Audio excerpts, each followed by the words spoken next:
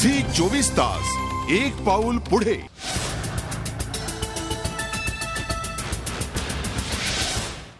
पश्चिम महाराष्ट्रातल्या सोलापुरातून बातमी झी 24 तास इम्पॅक्टची। सोलापूर जिल्ह्यातल्या केडगावमध्ये असलेल्या भिक्षेकरी गृहाच्या अधीक्षकांसह दोघांना बडतर्फ करण्यात आलाय।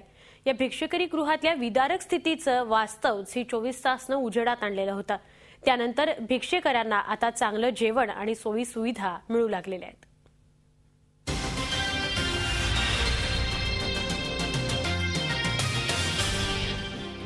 सोलापुरातल्या करमाळा तालुक्यात असलेलं हे भिक्षेकरी गृह वारंवार कारवाई केल्यानंतरही जे भिक्षा मागताना पकडले जातात त्यांना या ठिकाणी पाठवलं जातं। मात्र निकृष्ट दर्जाचं अन्न आणि अपुऱ्या सुविधांमुळे गेल्या 2 वर्षात इथं तब्बल 150 भिक्षेकऱ्यांचा मृत्यू झाला होता। झी 24 तासनं स्टिंग ऑपरेशन करून हे विदारक सत्य उजेडात आणल्यानंतर राज्य सरकारनं कारवाई सुरू केली होती। या अंतर्गत इथले प्रभारी अधीक्षक पाटील आणि भांडार व्यवस्थापक बाले यांना बडतर्फ करण्यात आले। त्या घटनेच्या नंतर तेथील प्रभारी अधीक्षक यांना निलंबित केलेलं आहे।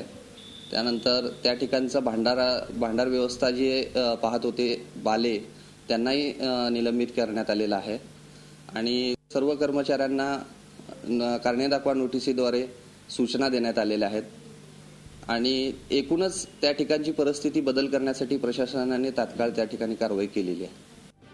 या प्रकरणी 14 जणांना कारण दाखवा नोटीसही बजावण्यात आली आहे। झी 24 तासच्या दणक्यानंतर आता या भिक्षेकरी गृहात चांगल्या सोयी दिल्या जाऊ लागल्या आहेत। अन्नाचा दर्जाही सुधारलाय। तसंच इथं प्राथमिक आरोग्य केंद्रही सुरू करण्यात आलंय। झी 24 ताससाठी संजय पवार, सोलापूर। झी 24 तास, एक पाऊल पुढे।